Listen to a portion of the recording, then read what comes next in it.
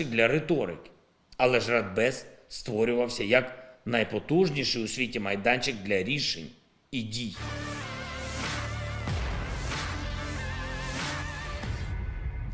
Ketika suhu di bawah nol dan puluhan juta manusia tanpa pasokan energi, tanpa pemanas, tanpa air, ini jelas merupakan kejahatan terhadap kemanusiaan.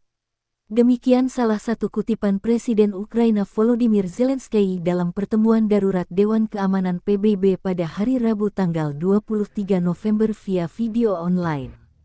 Dan beberapa saat setelah pernyataan Zelensky, rudal Rusia kembali berdatangan ke sejumlah wilayah Kiev. Dilansir Reuters, Duta Besar Rusia untuk PBB Vasily Nebenzia menanggapi kehadiran Zelensky di PBB secara daring berisi curhat bahwa itu bertentangan dengan aturan Dewan untuk Zelensky untuk tampil melalui video dan menolak apa yang disebutnya ancaman dan ultimatum sembrono oleh Ukraina dan pendukungnya di Barat. Sebelum gelombang serangan terbaru Rusia dalam 24 jam terakhir, Zelensky mengatakan serangan Rusia merusak sekitar setengah dari infrastruktur Ukraina. Para pejabat Ukraina mengatakan mereka yakin Putin berharap kesengsaraan rakyat Ukraina, di mana rumah-rumah tanpa pemanas dan gelap di musim dingin akan mengubah opini publik untuk tidak terus melawan serangan Rusia, tetapi pejabat Ukraina mengatakan serangan itu memiliki efek sebaliknya dan memperkuat tekad Ukraina mengusir penjajah Rusia. Wali kota Kyiv Vitali Klitschko mengatakan pada hari Rabu bahwa salah satu fasilitas infrastruktur ibu kota telah terkena, dan ada beberapa ledakan lagi di berbagai distrik. Ukraina kembali digempur Rusia tanggal 23 November. Rudal jarak jauh Rusia menggempur sejumlah fasilitas energi dan komunikasi. Sirene peringatan dini serangan udara berbunyi di hampir seluruh wilayah Ukraina. Data pertama tentang hasil serangan terbaru Rusia di Ukraina, pemadaman listrik darurat diperkenalkan di semua wilayah. Demikian keterangan Ukrenergo, penyedia fasilitas listrik terbesar di Ukraina. Mengutip Kiev Independent, serangkaian ledakan dahsyat di Kiev.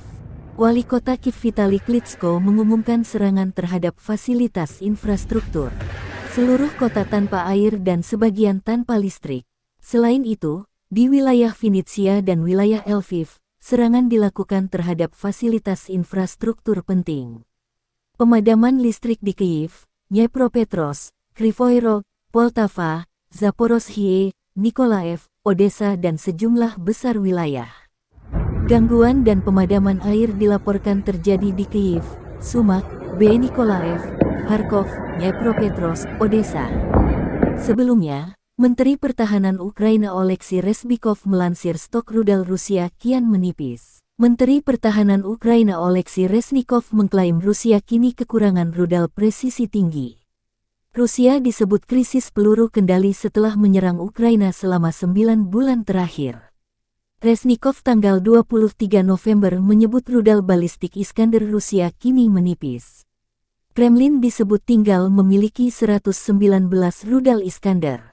Sebelum invasi Ukraina 9 lalu, Moskow diklaim memiliki 900 rudal Iskander.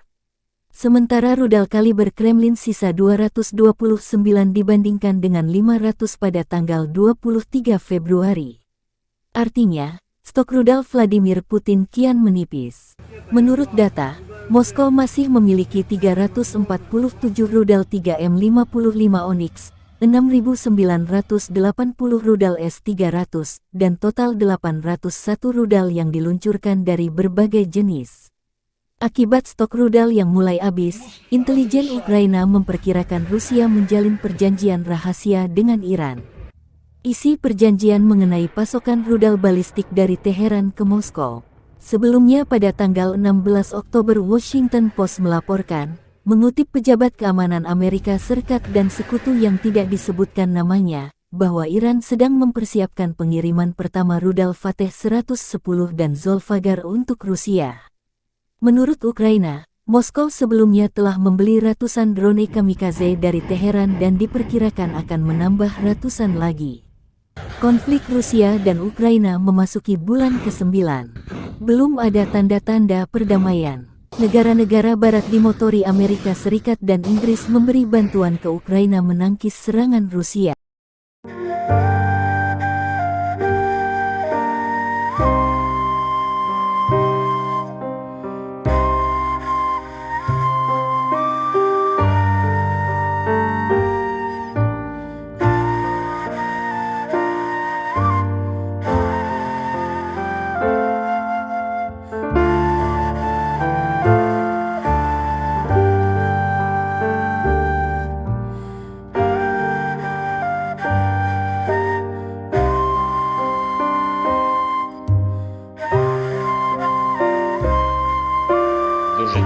пане голово, пані та панове. Ми чекаємо жорсткої реакції світу на сьогоднішній російський терор. Ми чекаємо реакції партнерів, ми чекаємо реакції друзів, не просто спостерігачів. Ми чекаємо реакцію усіх тих, хто дійсно визнає статут ООН. Ми робимо все, що можливо. Україна представила формулу миру. Світ її чув 10 пунктів, як повернути повну силу статуту ООН, який був порушений Росією, і гарантувати безпеку Україні, безпеку Європі та усім народам планети, які потерпають від наслідків російської агресії. У відповідь на нашу формулу миру Росія крокує за пунктами своєї формули терору.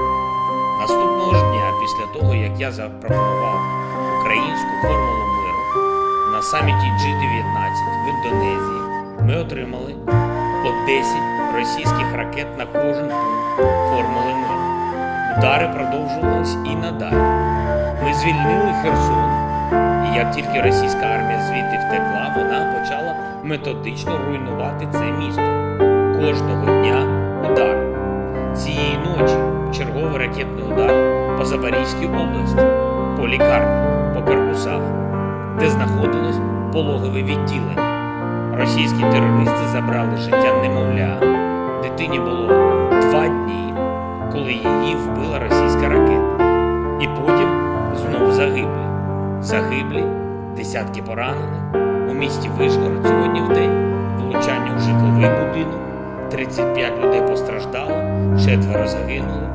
Це один з основних пунктів російської формули терору – ракети.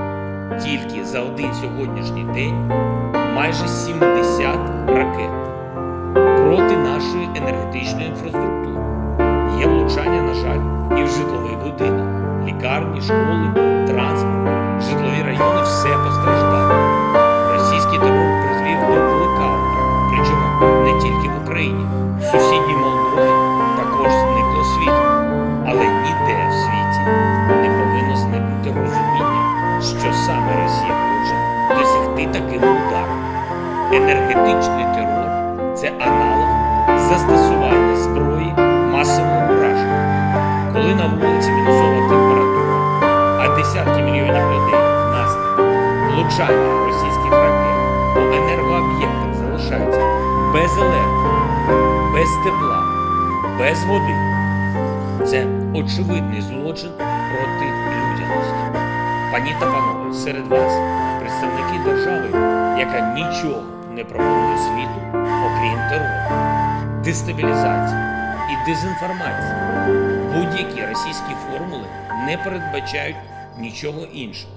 І саме тому я наголошую ще раз, настав час підтримати українську формулу миру.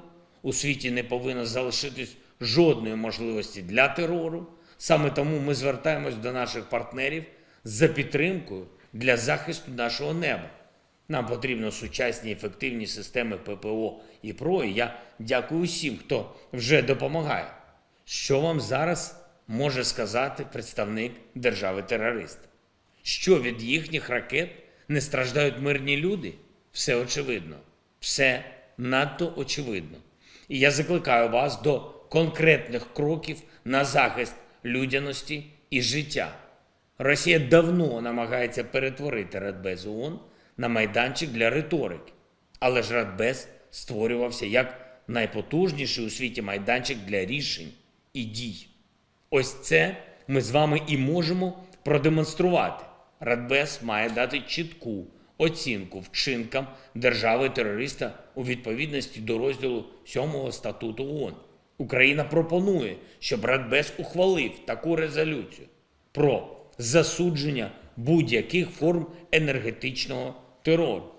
Подивимось, чи зможе хтось в світі разом з Росією сказати, що терор проти цивільних людей – це нібито добре.